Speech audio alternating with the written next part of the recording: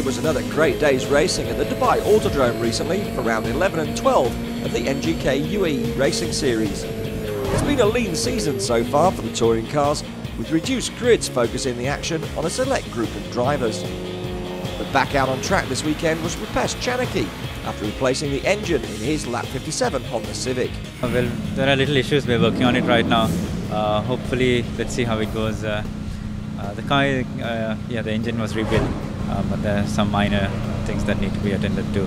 Let's see how it goes in race 1. Despite qualifying in the middle of the Renault CLIO pack, race 1 saw CHANNAKE charged at the head of the Class 2 cars to take the lead. And that's where the Sri Lankan stayed until the very last lap, when he pulled over and retired, again with engine issues. But after a hasty fix over lunch, CHANNAKE was back out for race 2, once again finding his way to the front of the Class 2 cars. He eventually took the checkered flag for the win, crossing the line just over a second ahead of the Renault CLIO of RAMZI MOUTRAN. And it's in the Renault CLIOs where most of the action has been this season. Just 0.3 of a second separated the top 5 Class 2 cars during qualifying.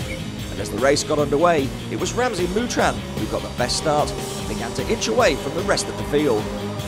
Meanwhile, Alex Anivas, Will Morrison and Guillaume Simonet were going head-to-head, with the Frenchman eventually losing out and complaining of his Clio being down on power.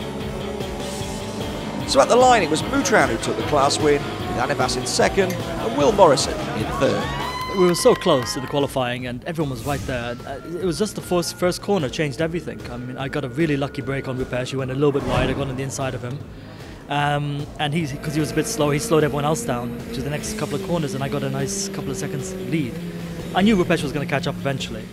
His car's very fast on this circuit. And I just used that opportunity to push as far as I can to get my gap with the CLIO. Further down the field, and unfortunately Jonathan MULLAN was still having issues with his Honda Integra.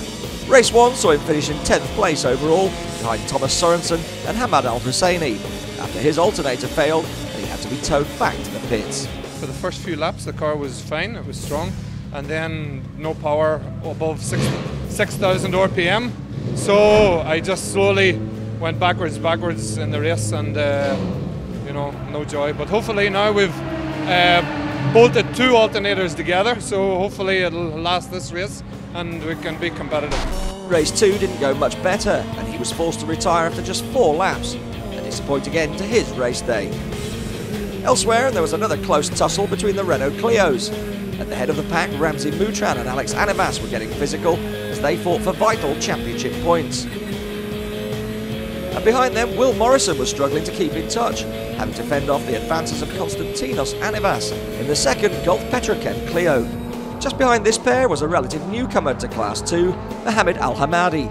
The Emirati eventually crossing the line just a second and a half behind Konstantinos Anivas. At the front, and the overall race win went to RUPESH CHANNAKE, with Alex Anivas denying Will Morrison his second podium finish of the day, the Greek driver finishing 3rd overall but 2nd in the Clio class. A good day though for RAMZI MOUTRAN, 2nd overall but 1st in the Clio class, and more valuable points to his championship tally. I didn't have the advantage of getting a bit of a lead, so I was up against Alex. He was right behind me the entire race, very, very close. RUPESH had a bad start, so he came past me, I think, after 4 or 5 laps, and then he just went away a little bit. But me and Alex had a really wonderful, really nice race. Really clean, only one touch really. It was a nice kiss. Otherwise it was a really good race. So with just 4 races left and double points up for grabs in the final 2 races, this is shaping up to be a really thrilling climax to the season. And you can catch all the action at the next race day on March 29th at the Dubai Autodrome.